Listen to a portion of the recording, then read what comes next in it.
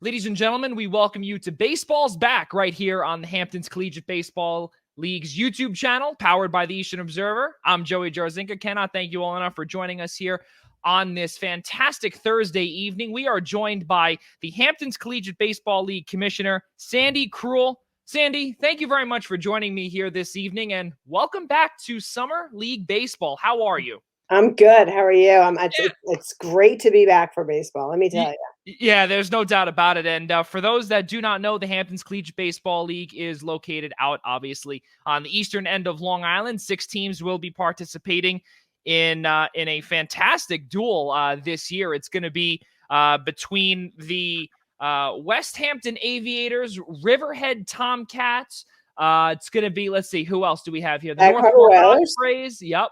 We got a whole bunch here, the South Shore Clippers, and many more. So, Sandi, last year, 2020 season did not happen. The last time we saw Summer League Baseball in the Hamptons was 2019, with the West Hampton Aviators taking the title, their fourth one since their inception.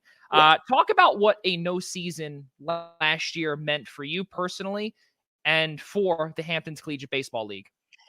You know, it was a very unrealistic feeling of having to call up 225 kids who had their hopes set of getting on the grass and being able to just throw a baseball and say, I'm sorry, but we can't do it this year. And as I speak to you, I literally have goosebumps on my arms because it was probably one of the hardest things I've ever had to do. It was once the Cape Cod said that they were unable to make it happen, we knew, you know, we're still like the little baby of that, you know, the National Alliance. So we were like, if they can't do it, how are we going to do it? There was a couple of leagues that were able to do it, but for the Hamptons in COVID, it was horrible. It was horrible. But I did have a lot of time to do personal things. Yeah, that's really amazing because, you know, you're able to really take a deep breath and say to yourself, well, this is really different for me. Yeah. But how did you and your family do through quarantine? How are you personally? Well, I have 3 sons. My oldest son was with his wife in Manhattan, and we brought him home in March. Yeah. My youngest was finishing up his senior year of high school and going to Tulane in Louisiana. So my oldest son and his wife ended up staying a full year till they recently moved out. And my youngest son finished high school, finished his year in a COVID pandemic, but was able to go to Tulane and have an amazing year there, which was, we were very fortunate for that. We unfortunately did get COVID in our home, and it did spread like wildfire, and it got quite serious for a little bit, but we managed to all pull through it and got a little closer as a family. Well, you see, there are some positives to that, and absolutely, thank goodness that every single person in your household is doing all right. So, so going back to the 2020 season, with obviously being no season, how did it impact the organization as a whole? Something that is a lot of people, like student athletes in a lot of NCAA colleges, that really rely on the Hamptons Collegiate Baseball League to continue their baseball careers. How was it also for the coaches as well? When COVID started to hit really bad in the spring, and I remember having a meeting with the Alliance, part of a 13 league alliance. And I'm like, guys, what do we think is going to happen with the pandemic? And they're like, what are you talking about? And I'm like, I think we've got some trouble down the pike. And they're like, no, we'll be okay. And we just watched it drop one by one by one. And unfortunately, the kids were like, but we're okay. Can't we just come play baseball? No, we coach you. Can we do a local team where kids live at home? That's a possibility, but we couldn't get on fields because parks were restricted. Right. I mean, our hands were tied with every corner we tried to do it. So for us, it was just better to just say, guys, you need to stay in shape and be strong for next year. And then when the kids went back to college this year, a lot of the colleges didn't even play this spring. Or they told their freshmen that you can play in fall, but you're not coming back in the spring because we're going to keep our seniors because they have another year of eligibility. So I think it's been a whole It's been so dysfunctional for these poor kids to really not know what to expect, that to be able to say the Hamptons is open. We're sad it's only 6 teams, but we're still able to put, 200 athletes on the field. So we're pretty happy about that. Yeah, there's no doubt about it. And obviously, the one team that is being left out this year is the Shelter Island Bucks. They will not be competing this year. And now that 2021 is we're here, and obviously we are halfway through the year, Yeah. returning from a 720-day, nearly 720-day hiatus. And as you brought up earlier, you get the goosebumps and feeling all of that. Talk about the efforts that you and your entire staff had to go through to get to get all of these players, all 200 student athletes and coaches back on the diamond. Yeah, so there was a couple of things. Let me start with, first of all, losing Shelter Island. The Shelter Island Bucks is one of our really highlight teams. The island really gets into it, and it's very well attended, and their GM is great on selling ads. And so when he came to us and said, I can't get any housing, I'm like, what do you mean you can't get housing? Like, the island loves the Bucks.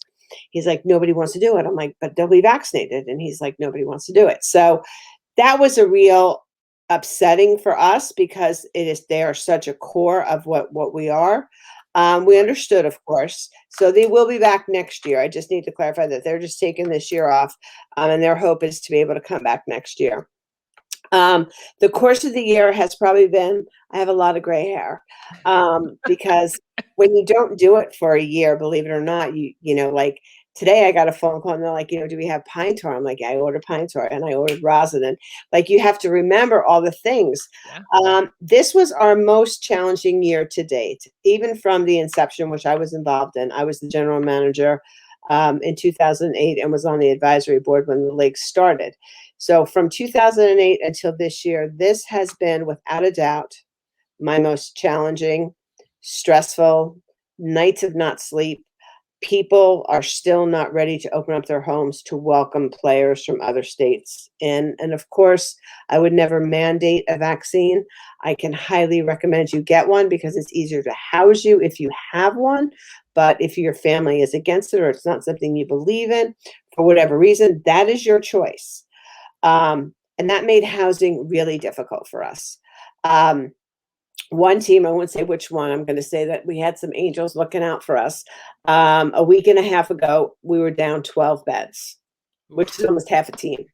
Yeah. So I didn't sleep literally for 3 nights. But as of right now, I just got my last text. The last player is housed. We're good to go. So it's been a very stressful, and we don't have a big team. I have my controller, who's kind of like my left hand, and I have my other co-GM who keeps trying to retire on me. I have him. I keep bringing him back. He's helping with the Whalers too, because they have a new GM.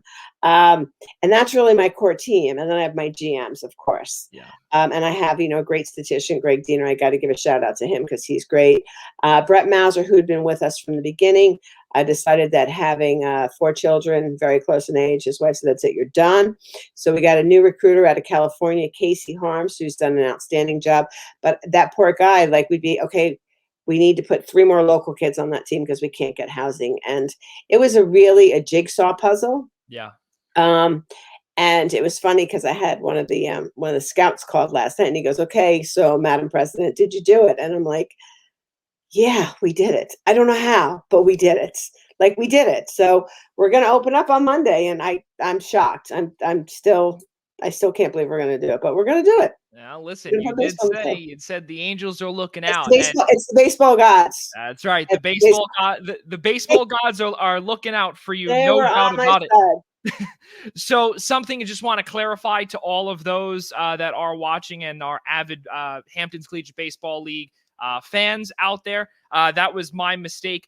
Sandi, you are the first president, not the commissioner, the president of the Hamptons Collegiate Baseball League, and also the first female president for a summer collegiate baseball league. Really cool stuff there. Talk about how you got started with this here. In addition, obviously, you started off as a GM years ago, but talk about how Hamptons Collegiate Baseball League for you became a thing. Yeah, cave Christian. So Rusty Lever, who had a ranch out in Montauk, literally had a vision of his son Yeah. not having to go away during the summer to play baseball, and they were having a challenge getting Mashhashamute Park to agree to give them a lease. And my oldest, I think, was like in 10th grade at the time. That's the one that's married now. And they asked me if I would join and help. My love of baseball really came from my husband and my boys. I was a cheerleader and a gymnast my whole life. So, like, when these guys hear that I've never played baseball, they're like, "Are you sure?" I've coached it, but I've never played it. So I started in 2008 with Rusty to kind of help him get started. It was only one team at that time, and they were part of the ACBL. Right. And then we grew into creating our own league, which the HCBL. And what happened is, I think I just got voted in as president because nobody else wanted it. No, uh, I mean, no, I think it was just a natural. It was natural for me to go into that position because I had been doing it the longest. I had two boys that went through both collegiate athletes, both played, in the program. Right. And my third son was an actor. He didn't want to do it, and I was like, well, I still want to be involved in baseball because I love baseball. My husband loves baseball, so Right. Henry, who was an amazing president, who taught me a lot of what I know, who I still call on a regular basis too, by the way. They were like, it's got to be you. You've got the relationship with Major League Baseball. And I was at all the MLB meetings, at all the conferences. So it was just kind of natural for me to go into that position. And when I got it, and I got to the conference, and I walked into the alliance room by myself with Major League Baseball, and it's literally like 25 men and then me. Yeah. But it was fine. It was cool. It's fine. Like, See? it just was. Yeah. Yeah, it You was fine. break barriers, and you're I able to did. really stand tall with all those 25 men. And I we speak did. about and we I s- hope, go, go ahead, Sandy. I just want to add one more thing, because I realized, I was having a lot of trouble with housing, and I was getting really depressed, and I was like, okay, I can't do this. Like, let's just end it, because it's really easy to say, let's just not do this. I mean, it's, Right. I don't have any kids in the game, and as much as I want to do this, I do this for love. And I had called up the new commissioner of the Cape, and I called up Eric. I said, Eric, I can't do this, man. How you getting housing? Like, how you doing this? He looks at me and he goes, you walk into a room and you control that room and you get things done. You make better deals in that room than we all do combined. And you're calling me? And I'm like, okay. He goes, you can do this. And I'm like, all right, we can do this. Like, that was my pep talk, was from the commissioner of the Cape Cod League. I'm like, okay, if they said I can do it, I have to do it. Like, there's no other option. So we did it. So yeah, I was pretty lucky. Everyone's looking at you. That's really amazing, though, again, to get the vote of confidence. And exactly what you said too, when we opened up our little conversation here on Baseball's Back, is that the Cape Cod League, you're looking to not be them exactly, but aim towards Yeah, their level of stuff. So really, to get that absolutely. is really unbelievable. You Yeah. we speak about breaking barriers, obviously, and really standing tall in the room with 25 men here. Something that we are going to be breaking on this on Baseball's Back here is that there is, as we had spoken about early on off camera, there is a female baseball player. Yes, Yeah, folks, there that is. really is happening. There is a female baseball player that will be making her debut Yes. in the Hamptons Collegiate Baseball League. So, Sandy, now that news has been broken here on the Yes. YouTube channel for the Hamptons Collegiate Yes. Baseball League, give Yep. us a little bit of background of who she is, number one, and Yep. two, how she got involved in this, and really, number three, how the spot came about as well. So last year, Brett Mauser was our recruiting director, and he calls me and he says, I got to talk to you about something. I'm like, yeah, what's up? And he goes, I got offered a catcher from Riviera. I'm like, New Hampshire. He's like, yeah. I said, okay. He said, I think the catcher could do well. I think it's something that we might want to look at. I'm like, I don't recruit. If you want to recruit, go ahead. He goes, well, there's a little tweak to this. And I go, switch hitting catcher? Like, that's awesome. Like, that's a draft. Yeah. He's Or like, another Jorge Posada. Let's do it, right? Yeah. exactly. Like, that's what you want. So I'm like, he's like, no. And I'm like, okay, what do we got? And he goes, she is from British Columbia. And I'm like, wait, what? And he goes, yes. She, at the age of 7, started in T-ball and played with the boys. And when she got to high school, they told her she couldn't play for the boys' baseball team. She tried out. They allowed her to play. And we had gotten a call from a scout who said, this girl's something special. So Brett's like, what do you think? And I'm like, absolutely. And he's like, are you like, but what do you, I said, I think this is amazing. And the best part is not only is she a female, she is a catcher and she throws a little bit. So I got a two-way player going on here. So of course the pandemic hit and she was devastated because we didn't have baseball. And, she goes to, like I said, Riviera College in New Hampshire. And she called up this year and she's like, can I come back? I said, absolutely. Of course I want you to come back. And she's played a full fall season because she was a freshman, played a full fall season on a men's college baseball team as their catcher, which boundary breaking, amazing. So she went back this year to play and she ended up training in Kansas for the last 4 weeks.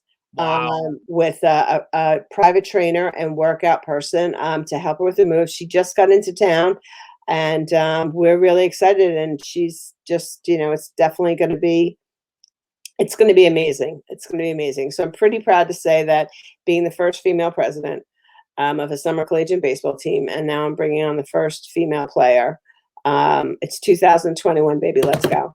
That's all I can say. That's really, really unbelievable. And while we are on the subject, what team will she be suiting up for? She'll be suiting up for the Sag Harbor Whalers. Wow. And, okay. Yeah, she's with the Whalers. She's actually living right around the corner from me. She's housed right around the corner from me. She's going to play for the Whalers, and her name is Marika Lisick. She also models as a part-time thing. Yeah, so she's tough. I've seen her. She's tough. I've seen video. She's very good. So we're very excited. That's really unbelievable. And listen, again, the Yankees have a hitting coach female. San Fran's got an assistant coach. It's time. It's time. Right. So I'm feeling really good about it. Yeah, there's no doubt about it. And actually someone that is tied closely with the Eastern Observer as well, Jill Guerin, who was the first female to call a AAA game. Wow. Get the females in sports, and they all deserve it. So really, really good stuff there. Yeah, we're excited about that. Yeah, absolutely. So just by looking at opening day is going to be all three games will be beginning at 5 p.m. Eastern time. The Ospreys will be visiting the Whalers. The Sag Harbor Whalers, actually, all the way out in Sag Harbor, New York. That is where the first female player will be getting up to bat, we hope, on the 15th. And then the next game, or there's actually, we did say 3 games going on at 5 p.m. The Breakers taking on the Tomcats at Vet Memorial Park.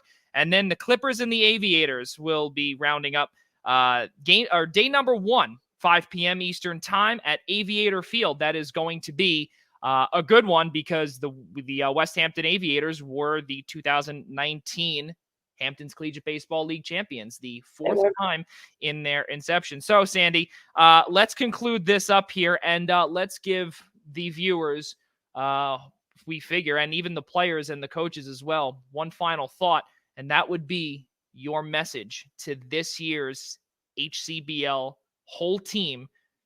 Anything that you'd like to say to them? I just I sit here and I just say, I'm not sure that it's going to be the prettiest season I've ever put on the field, but we're going to put a season on the field and kids are going to play baseball. And I want them to just go out there, enjoy the moment, learn and have a good time and be good people and give back to the communities. That's what I want. Ladies and gentlemen, the first female president of a summer collegiate baseball league, Sandi Kruel of the Hamptons Collegiate Baseball League, a member of the National Alliance of College Summer Baseball, funded in part by Major League Baseball. Sandy, thank you so much for joining me here. Thank you so much for having me. Yeah, absolutely. Really, really looking forward to meeting you in person. Oh, absolutely. And, absolutely. And for all of those watching here on the Hamptons Collegiate Baseball League YouTube channel, powered by the Eastern Observer and the Blackjack Media Group, I'm Joey Jarzynka, and we will see you all on opening night from wherever it may be at Yes. 5 p.m. Eastern time. We'll see you Great. next